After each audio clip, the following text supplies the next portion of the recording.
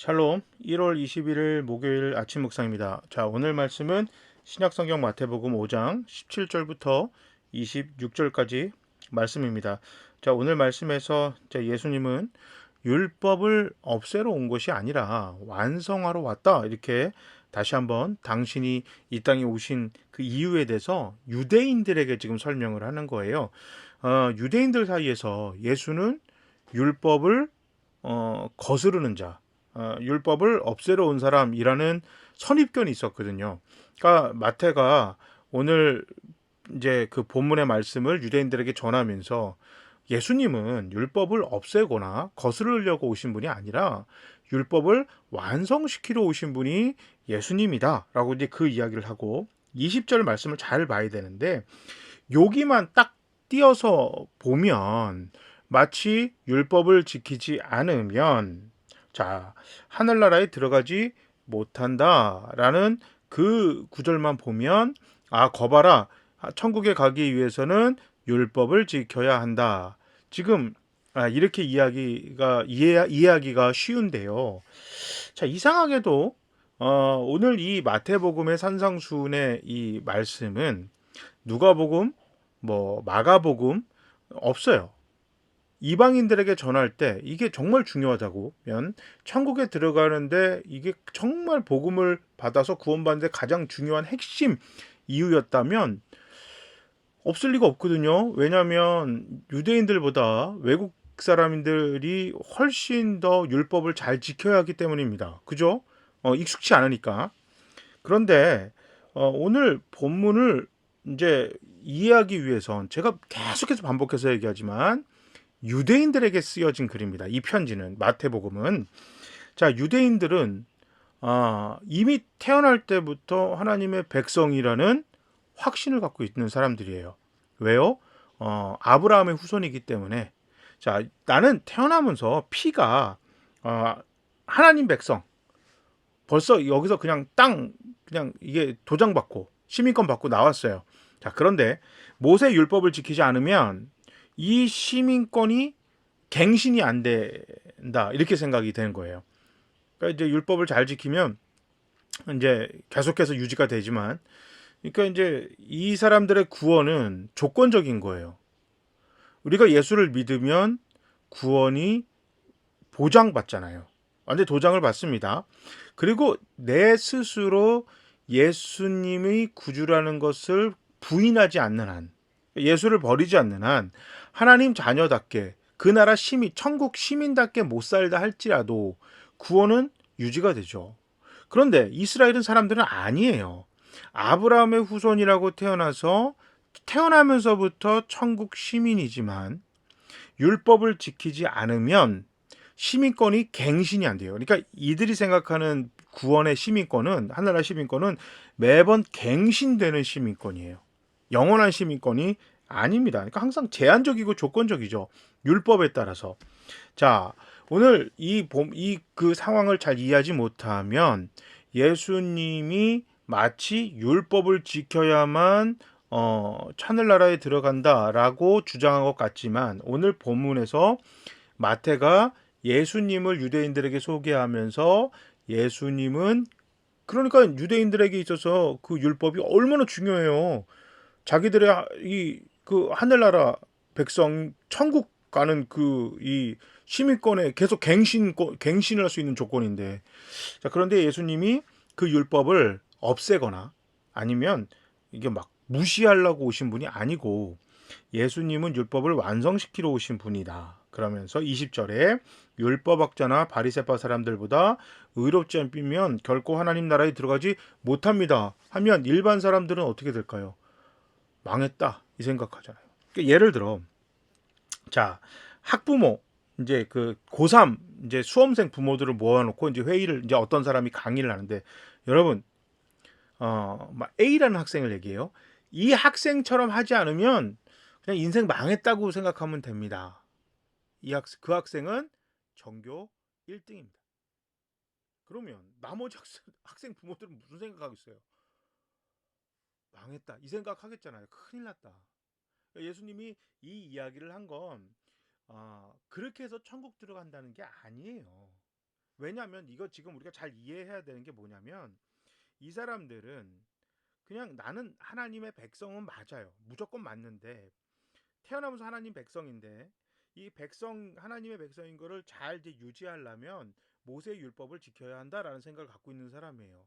그러니까 우리는 애시당초 예수를 믿어야 하나님 자녀가 되는 거잖아요. 근데 이 사람들은 뭐라고 생각했냐면 태어나면서 아브라함 후손이기 때문에 우리는 하나님의 자녀가 된다.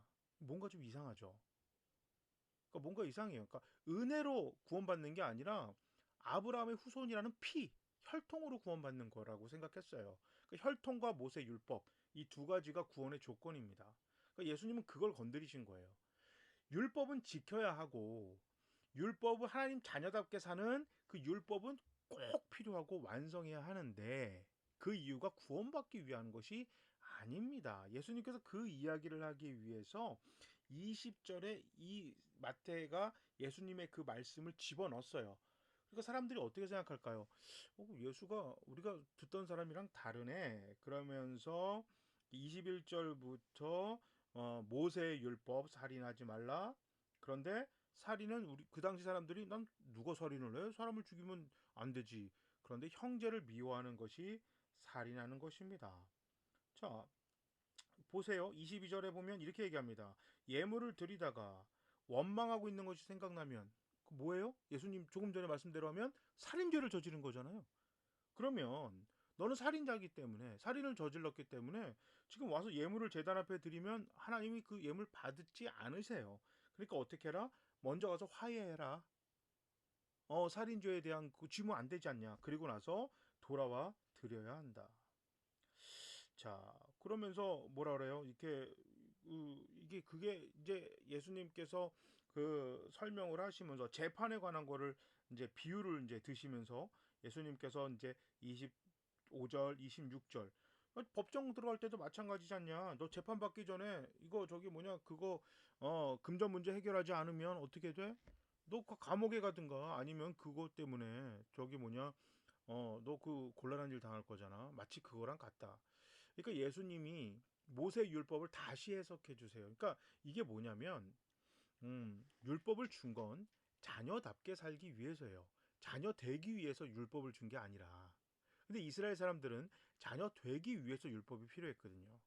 그러니까 지금 우리가 대학 가기 위해서 그 시험을 보듯이 그들은 율법을 지켰던 거예요. 근데 문제는 뭐냐면 태어나면서 대학 합격증은 받았는데 대학 갈 때쯤 딱 돼가지고는 시험을 다시 봐야 되는 거예요. 이게 말도 안 되는 얘기거든요. 예수님이 정의를 내리신 거예요. 살인하지 말라고 한 건 살인이 어디서부터 시작하냐? 우발적으로 뭐 이렇게 사고가 나서 이렇게 누군가 죽는 그거 제외하고는 누군가를 미워해서 그 미움이 싹 트다 보니까 살인하지 않느냐? 그러니까 애시당초 누군가를 미워하지 않기 위해 노력해야 한다. 그러니까 이게 하나님이 율법을 주신 그 목적. 그러니까 예수님은 특히 마태복음에서 마태는 예수님을 어떻게 표현하였냐면 예수님은 교회에 부흥 강사로 오신 분이에요. 그러니까 지금 밖에 나가서 노방 전도를 하시는 분이 아니고 지금 교회에 부흥 강사로 오신 분이에요.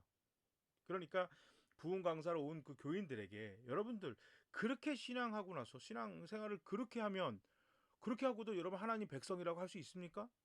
아니 구원받은 사람이 그렇게 살면서 구원받았다고 당당하게 하나님 앞에 얘기할 수 있어요? 부끄럽지 않습니까? 목사님, 그렇게 여러분 목사님이 그런 생활을 하시면서 하나님 말씀을 그냥 살면서 그 본래 뜻도 모르고 율법을 지키면서 목사라고 할 수 있습니까? 지금 부흥 강사로 지금 그 이야기 하시는 거예요. 마태가 지금 교회 그러니까 하나님의 백성이라 생각하는 이스라엘 사람들에게 복음이 무언지 편지를 쓰면서 율법에 어떻게 예수님은 율법을 해석했고 유대인들은 율법을 어떻게 받아들여야 되는지 이것을 이제 찬찬히 풀어내는 게 산상수훈입니다. 그래서 마태복음에서 이 5장부터 7장까지 산상수훈은 굉장히 중요해요. 어떻게 보면 유대인들의 패러다임, 유대인들이 생각하는 그런 아주 그 전통을 깨는 거거든요. 그러면서도 그들이 정말 중요하게 생각하는 것들이 어떻게 어떤 방법으로 중요하게 다루고 지켜야 되는지 잘 이야기하고 있습니다. 자, 우리 에, 재밌어요. 마태복음 산상수훈 굉장히 재밌습니다. 한번 우리 계속해서 여러분 아침 묵상 빼먹지 말고 잘 따라오시면 좋겠습니다. 제가 한번 기도하겠습니다. 하나님, 율법은 자녀답게 살기 위해서입니다. 이 땅에서 하나님 백성들이 자녀답게 살면서 하나님의 사랑과 은혜를 자녀가 아닌 세상에 전하기 위해서 주신 것이 율법입니다. 우리가 이것을 잊지 않고 꽉 붙들고 살아서 교회다운 교회, 성도다운 성도가 될 수 있도록 성령님 도와주시옵소서. 우리 주님 예수 그리스도의 이름으로 기도합니다. 아멘. 마치 봄 날씨 같아요. 여러분 하여튼 그래도 일교차가 심합니다. 건강 유의하시고 아프지 마시고 코로나19로부터도 우리 안전하게 힘냅시다. 자, 모두 샬롬.